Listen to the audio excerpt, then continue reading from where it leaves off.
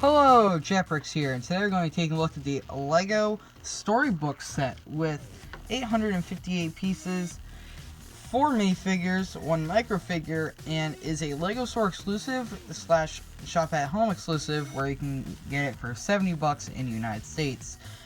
Now, I got this for Christmas, and this is probably going to be the last review of the year, if not already in 2019. But yeah, let's take a look at that book build. Now, we all gotta understand how much detail is put into this. I just love how JK Brickworks' idea, just how it was just turned into a set and how much detailing is put into this.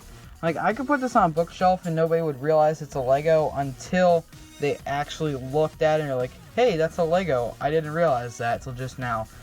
The only really thing that kind of takes me off here is that top right here, how it had studs. I would have rather had a bunch of tile pieces, but that's okay, I guess, because the rest of it, you can't even see any studs whatsoever.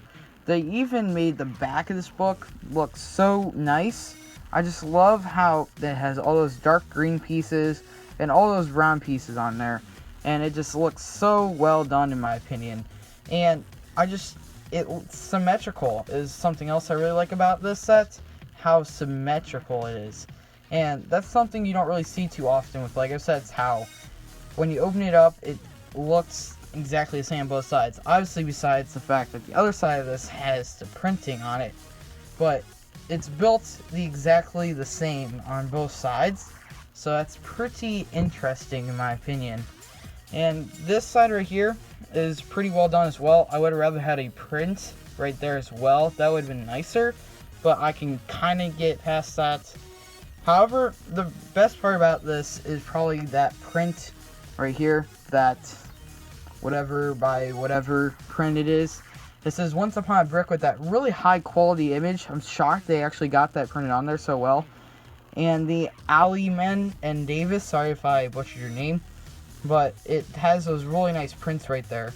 And just imagine those people are like, oh my god, I need, like, they probably bought like 100 of those prints by themselves because they can make little name tags with their name on it. Now, the best part is the function. Now, you're probably wondering how it actually opens. Well, let's take a look at that, shall we? So basically, all you gotta do is straight up open the book,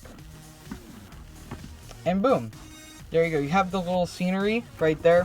The sad part, however, is that you can't actually fit your minifigures on there when you shut it. So you have to put the minifigures on as you open the book. So there you would just have to straight up have to put the minifigures on after you open it, which is kind of a pain, but I can get past it just a little bit. But let's take a closer look at those builds. And so here's the Little Red Riding Hood setup, and I actually really like the design of the cottage. It's so well done and so nice. It's got a gorgeous exterior to it. Of course, there's not going to be any interior whatsoever, because if it had an entire interior, the entire pop-up book wouldn't actually function how it's supposed to. And what's really good about this is I can actually tell right away what it's trying to represent. Like, I can tell right away this is Little Red Riding Hood. And it's not just because of that minifigure, but it's really just because it looks like the Little Red Riding Hood house. However, you got a little bit of an interior design. You got like a little fireplace right there, and some nice window and door opening functions. Nothing too new, but it looks plain, but plain enough to where I can tell exactly what it is. And I like Lego stuff like that. Like, it looks plain, but not too plain, if you get what I'm trying to say. The other two builds are nothing too special. The other areas, I guess the little table area, where you can have this new teapot, from my understanding, that pink coloring, and a pink cup. I think both of those are new for this set, if I'm not mistaken. And however, I gotta take a look at that bed individually, because that is actually kind of a game changer. So with this bed build, it's so well done and so nice. What's really kind of been lame about Lego is the fact that you can't actually physically put a Lego minifigure under the blankets.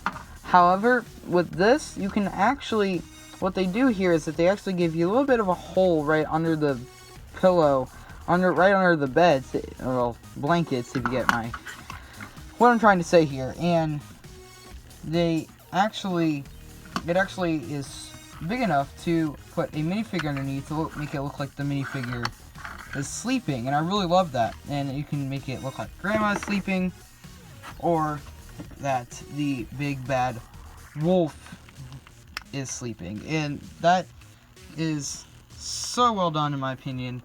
And I really think LEGO should continue to make these, and you can even make a little bit of commentary if you want to.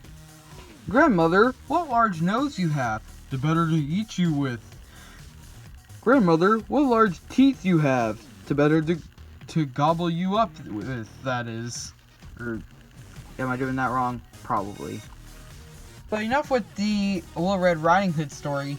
Let's do the Jack in the Beanstalk story. And I really also like this design as well. And probably I like the opening feature of it better than the, what was the other one called? The Little Red Riding Hood story, because if you can get the giant at the top, which it really isn't a giant, to get in there well enough, you can easily just keep the minifigure in there. And you see, you can still shut it, and we open it back up, he's just fine. So I really do like that. And what is that? I don't even know what that was doing on there, but you see, it works so well. And sometimes he will fall off, which is kind of a pain, but it works better than the Little Red Riding Hood one because there's more stuff going on here than that one.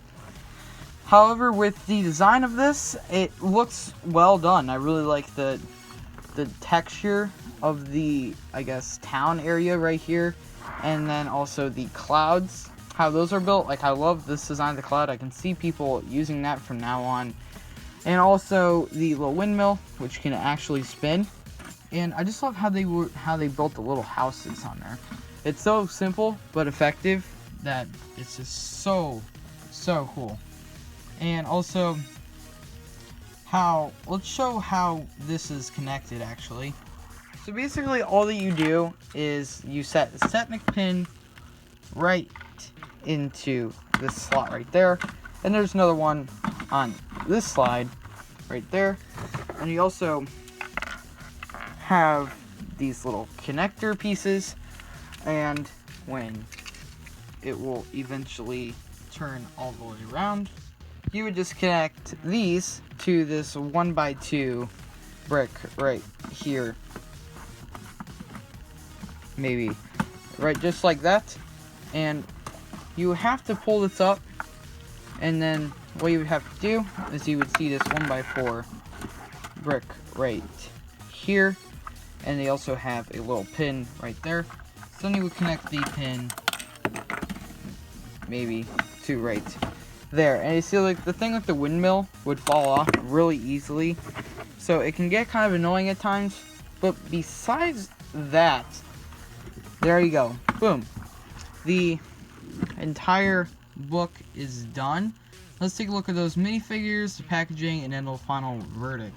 Definitely the best figure of the set would have to go to the new Big Bad Wolf, I guess. I don't know if he's really considered a Big Bad Wolf. Like, why do all these fairy tales have to do with wolves? But you see, he uses the Series 14 wolf head, which I really like that design. And as you can see, it clearly has a very nicely well done printed face. Just with that lipstick, I would rather have lipstick printed on the bottom, but I can kind of get past that. When you take off his head, well, I guess decapitate him, you can take a closer look at that torso and leg printing and how much detail is actually put onto that. They didn't really even have to do that because of how big the wolf head actually is, but it works out so well, and I just love that design. Can't even stress enough how well done that printing is. As you can see, the print goes all the way onto the back as well, and you see it's an all-around really awesome figure. The grandma is basically a non-scratched up, creepy looking version of the Big Bad Wolf. I really like that torso print because it's useful out of this setting, and the hairpiece is always good to get. And you see she has no back facial printing, but she does have some back torso printing, and it's just a really cool figure overall. I really like this one as well. Alright, here's the Little Red Riding Hood minifigure, and I gotta admit, the level of detailing on this figure is really nice as well. Like the Lloyd Garmadon from the collectible minifigure series hood piece in red and brown is really, really useful. I felt like that was like the best part usage, because with Lego idea sets, they're not allowed to make new pieces, so I'm actually really impressed by how that turned out. And then also the back torso printing on here is phenomenal, as you can see right there, as you flip up the cape, which I actually kind of like the short design of this cape as well. And putting her hood back on, you can see how much detail is put onto that skirt. Sadly, no printing on the legs though. However, she is collecting some Danishes, which I don't remember her collecting Danishes in the book, but okay. Well, giving Danishes to her grandmother, that is. And also she has the basket piece, which I only have a few copies of, so that's pretty good to get. Here is Jack and the Giant, and both of the level of printing on these figures are so well done and so nice. Now, I'm putting these both in one segment of the video because I really don't want to make this video too long, but I gotta admit, the level of detailing on that Giant, even though it's not really giant, it's just some minifigures, torso print is so highly detailed. That's definitely the best part of this figure. The sad part is there's no leg printing. I don't know what happened to that. He uses the I think it's Bormer hairpiece. I don't think there's another back facial printing. Nope. And as you can see on the back there, we got barrels and some Lego skeleton heads. So it's kind of creepy from my understanding. And it's also a really cool figure is the little Jack figure. I think the microfigure idea is a pretty cool thing. I just never really enjoy them because they lack printing, if you get what I'm saying. Like, I get it, it's a little tiny 1x1 piece that would be impossible to make prints of. And they also give you an extra one, so I can kind of understand it. But this one is actually pretty well done. It's just that face that kind of creeps me out. I don't know why, it just does. However, the printing on the torso and the legs is pretty well done. It's one of my favorite microfigures in a while, honestly. The only really amazing microfigures are the ones from the Shield Helicarrier and the one from that little promotional set that I have that I lost some of the microfigures to. Oh, that's kind of sad. But still, a really cool selection of figures overall. Here's the box of the set, and yeah, I get it. I have a bunch of tape on it. When I unwrapped it, I ripped the front of the box off, which kind of made me mad a little bit, but it's okay, I guess. However, the design of the box is so nice. As you can see when you turn it just a little bit farther, because I'm not willing to just, you get what I'm trying to say.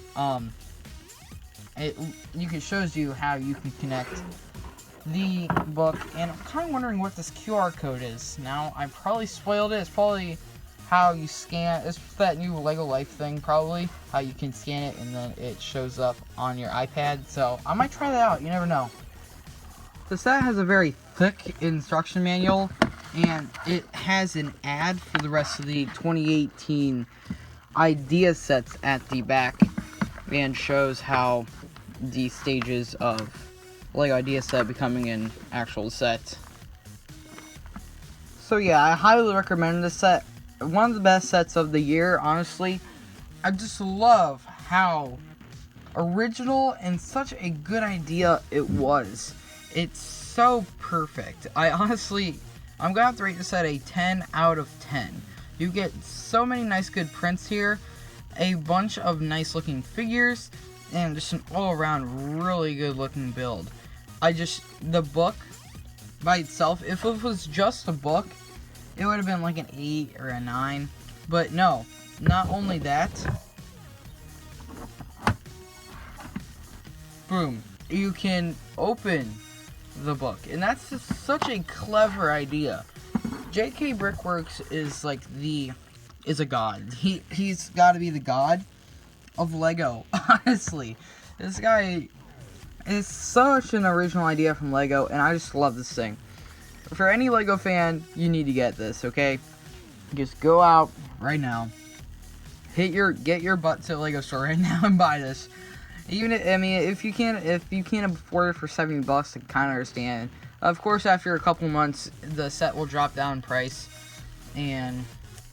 But yeah, that's it for this review. Make sure to like this video and subscribe, and you will be seeing a lot more higher quality videos now that I have this turntable, tripod, and a microphone. So yeah, all right.